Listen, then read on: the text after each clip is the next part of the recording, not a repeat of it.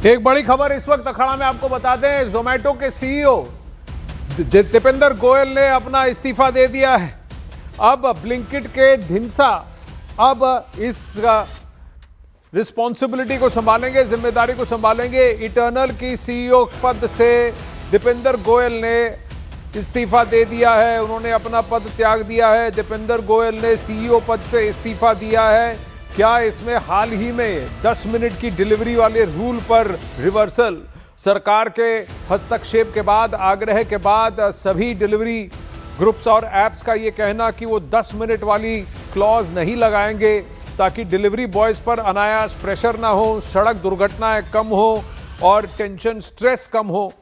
क्या इसकी वजह से ये इस्तीफा दिया गया है? पर ये अभी पूरी तरह से कंफर्म नहीं हो पाया है, लेकिन इतना ज़रूर कंफर्म हो गया है कि दीपेंद्र गोयल ने सीईओ पद से इस्तीफा दे दिया है, उस पद को उन्होंने त्याग दिया है। इस वक्त की ये बड़ी खबर है और जिसका आगे जाकर के शायद खुलासा होगा कि क्यों उन्होंने इस कदम को उठाया, क्यों ऐसा किया है। लेकिन ये बताया जा रहा है कि दीपेंद्र गोयल अब इटर्नल के सीईओ नहीं रहेंगे, उन्होंने उस पद से अपना को त्याग दिया है। इंडियन एक्सप्रेस में भी ये खबर आई है कि वो अब वाइस चेयरमैन का रोल लेने वाले हैं। दीपेंद्र गोयल अब वाइस चेयरमैन का रोल लेने वाले हैं।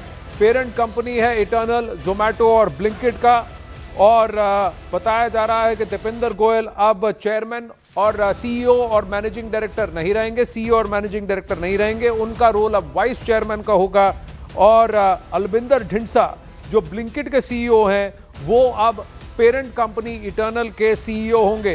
तो कहीं ना कहीं एक लीडरशिप चेंज की नज़र से इसे दिखाया जा रहा है कि और ये फैसला खुद दीपेंद्र गोयल ने लिया है। दीपेंद्र गोयल ने ये फैसला लिया है कि वो खुद एक अलग रास्ता, आगे का मार्ग अपने लिए प्रशस्त कर रहे हैं और उस मार्ग में सीईओ और मैनेजिंग डायरेक्टर की भूमिका को छोड़कर उनको आगे बढ़ना है। और वाइस चेयरमैन अब वो इटर्नल के रहेंगे और शायद आगे और भी कुछ नया करते हुए वो दिखेंगे।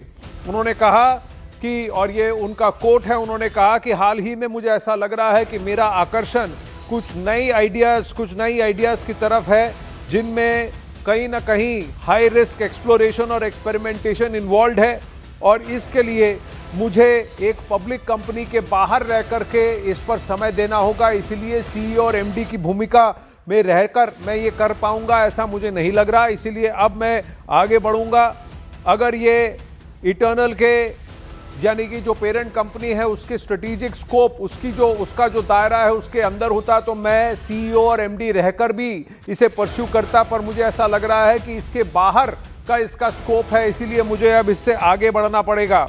तो इसीलिए मैं चाहूँगा कि इटर्नल, जो कि जोमेटो और ब्लिंकिट की पेरेंट कंपनी है, वो फोकस्ड रहे, डिसिप्लिन रहे, जबकि हम और भी नए नए ग्रोथ के रास्ते, मार्ग और आइडियाज़ तराशते रहें। तो उन्होंने कहा कि उन्होंने बहुत सोच समझकर यह कदम लिया है कि अब वो आगे बढ़ेंगे।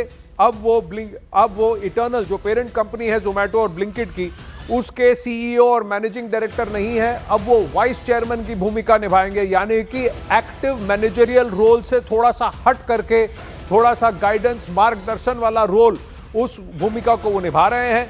और अलबिंदर ढिंसा जो ब्लिंकिट के सीईओ हैं, उनका अब एलिवेशन हो रहा है, प्रमोशन हो रहा है। वो अब ये इटर्नल जो ग्रुप कंपनी है, ग्रुप होल्डिंग कंपनी है इन दोनों की, ब्लिंकिट और जोमेटो की, उसकी पेरेंट कंपनी है, उसके सीईओ रहेंगे। तो यानी अब इन दोनों एप्स और इन दोनों सर्विसेज को और इन दोनों कंपनियों को चलाना, और इटर्नल जो मेन ओवरऑल ग्रुप है उसका दारोमदार, active day to day functioning, decision making, इसका रोल, इसकी रिस्पॉन्सिबिलिटी अब